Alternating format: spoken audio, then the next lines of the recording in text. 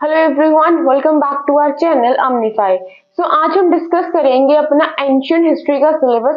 तो मैं आपको दिखा देती हूँ, मैंने आपके लिए इसको अच्छे से डिकोड कर लिया है। फाइन। अगर आप इन टॉपिक्स को समझ लेते हो तो आपको समझ में आ जाता है कि अच्छा, मुझे सिर्फ एंशियंट हिस्ट्री में यही यही पढ़ना है और इसके अलावा मुझे कुछ नहीं पढ़ना। राइट। एंशियंट के बाद मिडाइवल आएगी, देन आपकी मॉडर्न आएगी। चलो फिर सबसे पहले देखते हैं हमें कौन कौन से टॉपिक्स को एंशियंट हिस्ट्री में कवर अप करना है। तो सबसे पहले आपको देखना है प्री हिस्टोरिक टाइम्स। उसके बाद आपको देखना है आईवीसी, मतलब इंडस वैली सिविलाइजेशन को। राइट। उसके बाद आपको देखना है ऋग वैदिक पीरियड को, एंड देन आपको देखना है लेटर वैदिक पीरियड को। उसके बाद जैनिज्म, बुद्धिज्म, महाजनपदास वाला जो पीरियड है आपको उसको देखना है। Then Mauryan empire, post Mauryan India, Gupta period, Harshavardhana का जो पीरियड रहेगा आपका, एंड देन आपका जो संगम पीरियड रहेगा जो आपकी साउथ की इंडियन डायनेस्टीज रहेंगी, आपको वो कवर अप करनी है। राइट। चलो देखते हैं इनके जो हमारे मेन हेडिंग्स हैं, जो हमारे मेन टॉपिक्स हैं, इनके बीच में कौन कौन से हमारे सब टॉपिक्स आते हैं। और यहाँ पे मैं एक चीज का डाउट और क्लियर कर दूं, अगर आप लोग मुझसे पूछा भी था कि क्या पीडीएफ मिलेगा, तो यस पीडीएफ मिलेगा। मैं इसको अपने टेलीग्राम चैनल पे शेयर कर दूंगी। अगर आपको नहीं पता कौन सा चैनल है, do not worry at all, मैं डिस्क्रिप्शन बॉक्स में जो उसका लिंक है वो ऐड कर दूंगी। फाइन। तो आ जाओ आगे बढ़ते हैं। तो सबसे पहले आपको क्या देखना है, आपको देखना है periodisation of Indian pre history. इसमें हम लोग देखेंगे, मैं आपको हर एक चीज बड़े अच्छे से करवाऊंगी और ऐसे ही मैं आपको नोट्स बना के हिस्ट्री करवाऊंगी, क्योंकि देखो आपको नोट्स भी मिल जाएंगे और आपके रिविजन भी मल्टीपल टाइम ऐसे हम लोग कर सकते हैं। सोर्सेज देखनी है प्री हिस्ट्री के। पैलियोलिथिक, जिसको हम ओल्ड स्टोन एज भी बोलते हैं, वो देखना है। मेसोलिथिक, जिसको हम लोग मिडिल स्टोन एज बोलते हैं, वो देखेंगे। न्यूलिथिक एज, जिसको हम लोग न्यू स्टोन एज भी बोलते हैं। चारकोलिक एज, ठीक है। मेजर चारकोलिथिक कल्चर हम लोग देखेंगे। अर्ली आयरन एज हम लोग देखेंगे। And geographical distribution and characteristics हम लोग जो है वो प्री हिस्टोरिक टाइम्स के देखने वाले हैं। उसके बाद जो सबसे इंपॉर्टेंट टॉपिक बनता है, जहां से बहुत सारे क्वेश्चन साइट्स को लेके भी पूछे जाते हैं, राइट, तो वो है आपका आईवीसी, ठीक है, इंडस वैली सिविलाइजेशन। आईवीसी की ज्योग्राफी हम लोग देखेंगे, जिसको हड़प्पन सिविलाइजेशन के नाम से भी जाना जाता है। आईवीसी की ज्योग्राफी देखेंगे एंड उसकी आर्कियोलॉजिकल फाइंडिंग्स देखेंगे। उसमें हम लोग क्या देखेंगे कि कौन कौन सी आपकी जो है वो मेजर सिटीज रही हैं, एंड टाउन प्लानिंग के बारे में हम लोग देखेंगे कि कितना अच्छा उन्होंने जो अपने टाउन को प्लान कर रखा था। उसमें आपका जाके आएगा सिटाडिल आएगा, लोअर टाउन आएगा, ठीक है, ड्रेनेज सिस्टम आएगा उनका। तो ये सब कुछ हम जो है वो देखने वाले हैं। एंड देन उसके बाद आईवीसी की society and culture. Fine. Script और लैंग्वेज, इन दोनों में क्या फर्क होता है ये मैं आपको समझाऊंगी। क्राफ्ट के बारे में पढ़ेंगे, रिलीजन के बारे में पढ़ेंगे, सील्स एंड इमेजेस के बारे में हम लोग जो है वो इंडस वैली सिविलाइजेशन में पढ़ेंगे। अब जब इतना कुछ पढ़ लिया, कल्चर पढ़ लिया, उसकी ज्योग्राफी पढ़ ली, तो इकोनॉमी पढ़ना तो डेफिनेटली बनता ही है। तो इकोनॉमी को भी हम इसमें पढ़ेंगे इंडस वैली सिविलाइजेशन की, जिसमें हड़प्पन की ट्रेड पढ़ेंगे, उनका एग्रीकल्चर पढ़ेंगे, डोमेस्टिकेशन पढ़ेंगे एनिमल्स का, एंड वेट्स एंड मेजर्स के बारे में पढ़ेंगे। एंड उसके बाद जो सबसे लास्ट में टॉपिक आएगा वो आएगा डिक्लाइन ऑफ हड़प्पन कल्चर, कि उनका डिक्लाइन कैसे हुआ। कोई कहता है कि फ्लड आया, कोई कहता है किसी ने अटैक कर दिया, कोई थ्योरी देता है, कोई थ्योरी देता है। तो इस चीज के बारे में भी हम लोग जो है वो आने वाली क्लासेस में पढ़ेंगे। राइट। उसके बाद हम देखने वाले हैं ऋग वैदिक पीरियड, जिसमें आप ऋग्वेदा के बारे में पढ़ोगे, ठीक है। सोर्सेस फॉर रिकंस्ट्रक्टिंग वैदिक society and culture. Fine. Geography of the Rig वैदिक पीरियड, एरिया ऑफ सेटलमेंट, कहाँ पे लोग रहते थे उस टाइम पे। Political organisation and evolution of monarch, इस चीज को हम लोग देखेंगे कि कैसे जो मनार्क है वो उसका एवोल्यूशन हुआ। सोशल ऑर्गेनाइजेशन के बारे में पढ़ेंगे, इकोनॉमी के बारे में पढ़ेंगे, and then religious practices and culture के बारे में हम लोग पढ़ने वाले हैं। And then later Vedic period में हम लोग जो इसके बाद जो हमारे वेद आते हैं उसके बारे में हम लोग पढ़ेंगे। फॉर एग्जांपल आपका साम वेद हो गया, ठीक है, यजुर्वेद हो गया, तो इनके बारे में हम लोग पढ़ेंगे लेटर वैदिक पीरियड के अंदर में। ज्योग्राफी ऑफ द लेटर वैदिक phases. Fine. Area of settlement वही सेम है। पॉलिटिकल सिस्टम पढ़ेंगे, सोशल ऑर्गेनाइजेशन पढ़ेंगे, और वर्णा सिस्टम, ठीक है। तो चार जो वर्ण है आपके, क्षत्रिय हो गया, ठीक है, ब्राह्मण हो गया, शूद्रा हो गया, तो ये सारे जो आपके वर्ण हैं हम इनके बारे में भी पढ़ेंगे, ठीक है। उसके बाद इकोनॉमी के बारे में पढ़ेंगे, रिलीजियस प्रैक्टिसेस के बारे में पढ़ेंगे, कल्चर के बारे में पढ़ेंगे, एंड देन जहां से यूपीएससी को मतलब पता नहीं कहां से लगाव है, जैनिज्म एंड बुद्धिज्म, ये बहुत इंपॉर्टेंट टॉपिक्स आपके रहते हैं। यूपीएससी क्या करता है, जैनिज्म को इंटरचेंज कर देता है बुद्धिज्म के साथ में, और बुद्धिज्म का कुछ चेंज करके डाल देता है वहां पे जैनिज्म।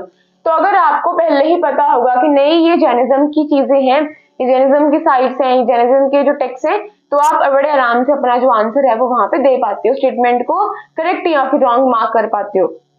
तो जैनिज्म के बारे में पढ़ेंगे, birth and life of Mahavir के बारे में पढ़ेंगे, ठीक है, महावीरा जी के बारे में पढ़ेंगे। तो ये टाइम पीरियड है। टीचिंग ऑफ महावीरा, उन्होंने क्या क्या टीचिंग्स दी वो पढ़ेंगे। ऑर्गेनाइजेशंस पढ़ेंगे एंड सेक्ट्स पढ़ेंगे जैनिज्म के। लिटरेचर पढ़ेंगे, ये बहुत इंपॉर्टेंट है, ठीक है। काउंसिल कहाँ कहाँ पे हुई, स्प्रेड एंड रॉयल पैट्रन, किस किस ने इसको सपोर्ट करा, ठीक है, वो हम लोग जो है वो देखने वाले हैं आने वाली क्लासेस में। देन बुद्धिज्म, बुद्धिज्म में birth and life of Gautam Buddha पढ़ेंगे, ठीक है, कि उनको बुद्धा क्यों कहने जाने लगा, उनका नाम तो सिद्धार्था था, वो कौन से गना से बिलोंग करते थे, तो ये सारी चीजें हम लोग देखने वाले हैं। टीचिंग्स ऑफ बुद्धा के बारे में पढ़ेंगे, organisation and sects of Buddhism के बारे में पढ़ेंगे, लिटरेचर ऑफ बुद्धिज्म, वही सेम चीजें जो हम जैनिज्म में पढ़ने वाले हैं। एंड देन आपका councils and spread of royal patronage, causes for the decline, किस कारण की वजह से एकदम से इसका जो था वो डिक्लाइन भी आपको देखने को मिलता है। एंड देन राइज होते हैं आपके महाजनपद, फाइन, ठीक है। पहले क्या होता है, जन के लिए राजा होता है, फिर जनपद के लिए राजा होता है, फिर महाजनपद होते हैं। तो इनमें फर्क क्या होता है वो मैं आपको बहुत अच्छे से समझाऊंगी अपनी क्लासेस में, ठीक है। तो यहाँ से हम लोग पढ़ेंगे रिपब्लिक एंड मोनार्कीज के बारे में, ठीक है। कुछ जनपद में आपको रिपब्लिक देखने को मिलेंगे, कुछ मोनार्कीज आपको देखने को पड़ेंगी, for example Vaji and Magadh आपका, ठीक है। 16 महाजनपदों के बारे में हम लोग पढ़ने वाले हैं। मगध हो गया, कौन कौन सी वहां पे इंपॉर्टेंट डायनेस्टीज रही हैं वो हम लोग देखेंगे। अब डायनेस्टी का मतलब क्या होता है क्या नहीं होता ये भी मैं आपको बताऊंगी। हर्यंका डायनेस्टी, शिशुंगा डायनेस्टी, नंदा डायनेस्टी, तो ये बहुत इंपॉर्टेंट डायनेस्टी है जिनके बारे में हमें जो है वो देखना है महाजनपदा वाले पीरियड्स में। पर्शियन इन्वेजन के बारे में देखेंगे, फिर अलेक्जेंडर का इन्वेजन भी होगा, ठीक है, वो उस टाइम पीरियड के अंदर, तो वो भी हम लोग देखने वाले हैं।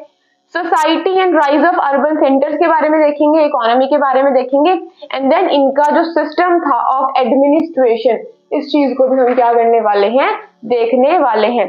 एंड फिर उसके बाद हमारा आता है मौर्यन एम्पायर, ठीक है, जिसकी नींव रखते हैं चंद्रगुप्त मौर्य। तो इसके सोर्सेज क्या है, इंस्क्रिप्शंस होगी, कुछ साइट्स होगी एंड कुछ लिटरेरी सोर्सेज होंगे। फॉर एग्जांपल आपका अर्थशास्त्र जो आपका चाणक्य यानी कि कौटिल्य ने लिखा था, फाइन। अब ये चाणक्य वही है जिन्होंने चंद्रगुप्त मौर्य की हेल्प करी थी, उन्होंने क्यों उनकी हेल्प करी थी, तो ये सारी चीजें हम लोग देखेंगे, fine. Rulers and political history of Maurya, इसको देखेंगे। चंद्रगुप्त मौर्य के बारे में पढ़ेंगे, उनका बेटा आएगा देन बिंदुसारा, उसके बारे में पढ़ेंगे। मेगास्थनीज इसके बारे में पढ़ेंगे। सिलेबस निकेटर के जो क्या होते हैं एम्बेसडर होते हैं, ठीक है, वो इनके कोर्ट में आते हैं, वो हम लोग देखेंगे। ये जिक्र करते हैं कि वहां पे एडमिनिस्ट्रेशन कैसा था, वहां पे जो इनकी कैपिटल थी पाटलिपुत्र वो कैसी थी, तो वो ये सब कुछ हम लोग देखने वाले हैं। एंड देन हम पढ़ेंगे अशोका के बारे में, फाइन। अशोका कौन है, बिंदुसारा जी के बेटे हैं। अशोका एक ऐसे किंग हैं who give up the war, ठीक है, कैलंगा में ये लोग जीत भी गए थे लेकिन तब भी इन्होंने वॉर को क्या कर दिया, गिव अप कर दिया था। एंड इनके सक्सेसर्स के बारे में पढ़ेंगे। देन अशोका के इंस्क्रिप्शंस के बारे में पढ़ेंगे, साइट्स के बारे में पढ़ेंगे, ठीक है। अशोका का जितना भी रूल रहा, शासन रहा, उस चीज को हम लोग देखने वाले हैं। अशोका बुद्धिज्म से बहुत ज्यादा इन्फ्लुएंस हुए थे, ठीक है, इस चीज के बारे में देखेंगे। ये कहते थे कि युद्ध से इंसानों को जीतने का कोई फायदा नहीं है, ठीक है, आप धर्म के माध्यम से उनको जीतो, मतलब धर्म के माध्यम से उन लोगों को जीतो। अशोका की पॉलिसी ऑफ धमा जो है वो हम लोग देखने वाले हैं कि अशोका का धमा क्या था, क्या धमा का मतलब किसी भगवान की पूजा करना था, तो ये सारी चीजें हम लोग देखने वाले हैं आने वाली क्लासेस में। देन मौर्यन का एडमिनिस्ट्रेशन कैसा था, फॉरेन रिलेशंस कैसे थे, एंड देन मौर्यंस हमारे जो है वो डिक्लाइन कैसे होते हैं। उसके बाद जो मौर्यंस के बाद आते हैं उनको हम लोग बोलते हैं पोस्ट मौर्यंस, क्या बोलते हैं, पोस्ट मौर्यन के नाम से हम लोग जानते हैं। देन उनकी सोसाइटी देखेंगे, एवोल्यूशन देखेंगे, जातिस का, सतवाहनास के बारे में पढ़ेंगे, सुंगा के बारे में पढ़ेंगे, कनवास के बारे में पढ़ेंगे, साकास के बारे में पढ़ेंगे, कुशानास के बारे में पढ़ेंगे, कनिष्का के बारे में पढ़ेंगे। तो ये सारी चीजें हम लोग पोस्ट मौर्यन टाइम पीरियड में पढ़ने वाले हैं। एंड देन उसके बाद एक बहुत इंपॉर्टेंट टाइम पीरियड आता है जिसको हम लोग बोलते हैं गुप्ता का टाइम पीरियड। यहाँ पे गुप्ता के क्या सोर्सेज हैं रूल के वो हम लोग पढ़ेंगे। Rulers and political history of Gupta chronology ये हम देखने वाले हैं। फॉरेन ट्रेवलर्स का विजिट होगा ये हम लोग देखेंगे।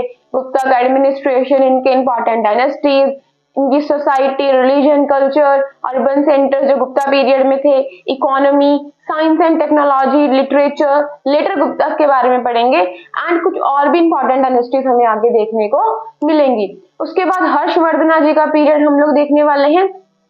हर्षा जी का हम लोग मिलिट्री कॉन्क्वेस्ट देखेंगे, हर्ष एंड बुद्धिज्म के बारे में देखेंगे, administration, society, culture and economy. उसके बाद लास्ट में हम लोग एंशिएंट हिस्ट्री में देखने वाले हैं संगम पीरियड, ठीक है, साउथ इंडियन डायनेस्टीज के बारे में देखेंगे, जहां पे हम लोग संगम लिटरेचर के बारे में देखेंगे।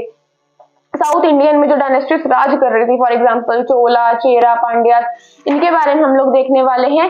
Then Sangam polity, society and culture, economy of Sangam period, then foreign dynasties को हम लोग देखेंगे, commercial context with the outside world हम देखेंगे, and then finally schools of art हम जो देखने वाले हैं।